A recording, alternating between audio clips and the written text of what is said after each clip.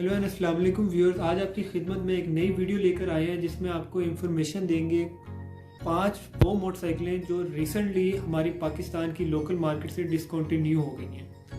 अगर हम लिस्ट की अपनी पहली बाइक में आए, वो आता है 110 सीसी से, जो है राइडर।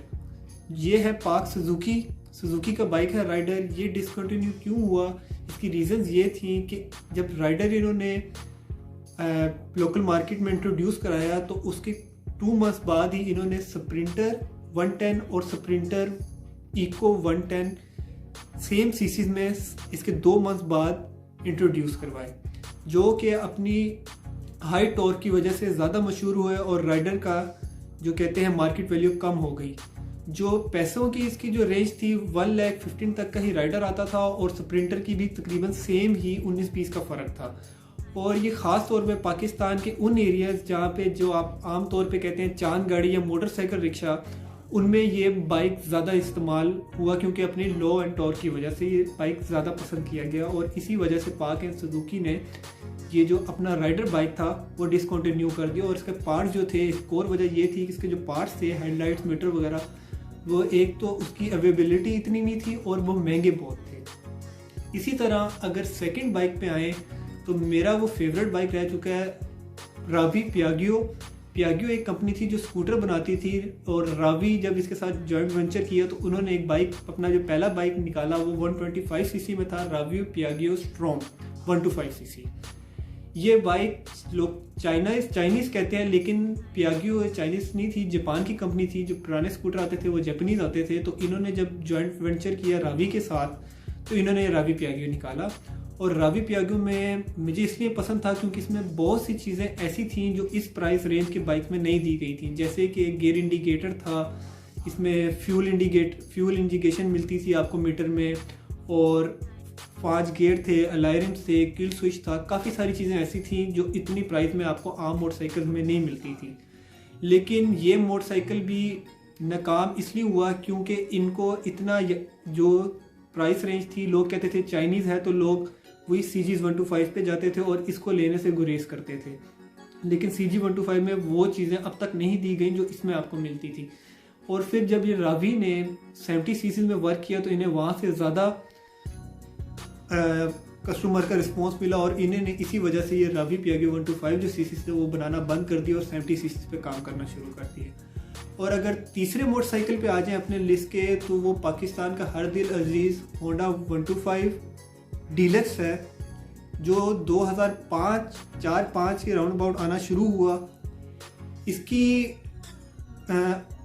डिस्पैच होने की वजह ये थी कि जब ये आता था तो शुरू से अब तक CG 125 जो क्लासिक मॉडल है 125 का, उसको पसंद किया जाता है। ख़ास तौर पे हमारी यंग जनरेशन उसको पसंद करती है क्योंकि एक तो उसकी पहली बात, उसकी जो बिल्ड क्वालिटी है वो बहुत अच्छी है, उसकी आवाज़ की तरफ ज़्यादा लोग अट्रैक्ट होते हैं।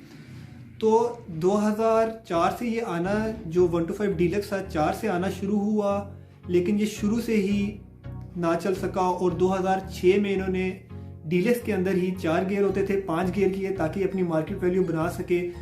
लेकिन फिर भी लोगों ने इसे पसंद नहीं किया, क्लासिक की तरफ लोग ज़्यादा रुझान रखते थे। और इसकी एक और जो वजह थी जो कस्टमर से ख़रीदने से गुरेज करता था, इसकी प्लास्टिक बॉडी थी।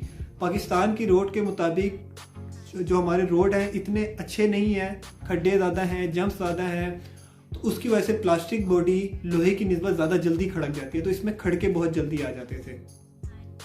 अगर हम चौथे मोटरसाइकिल की बात कर लें तो वो भी हमारा होंडा से ही है, वो है Honda 125 CG 125 dream.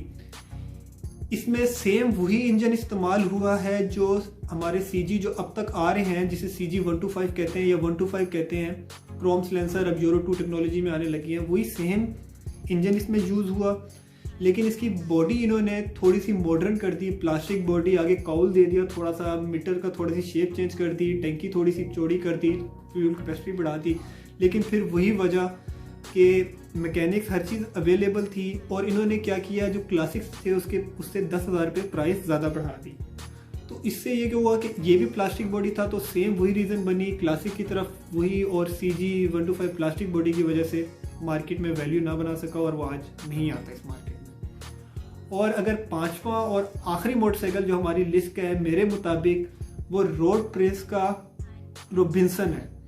Road Prince का रोबिन्सन जब इन्होंने लॉन्च किया तो रोबिन्सन 1 लाख की कुछ प्राइस में था, मुझे इसकी सही प्राइस नहीं पता, लेकिन रोबिन्सन के साथ ही इन्होंने अपना वेगो बाइक भी लॉन्च किया। ये दोनों साथ लॉन्च हुए और वेगो और रोबिन्सन सेम टेक्नोलॉजी थी, सेम इंजन था, एयर कूल्ड इंजन था, हर चीज़ थोड़ी बहुत शेप चेंज थी बाकी, लेकिन सेम इंजन यूज़ होता था, सेम गेयर, सब हर चीज़ सेम थी, टॉर्क उसका बोल हर चीज़ एक चीज़ थी।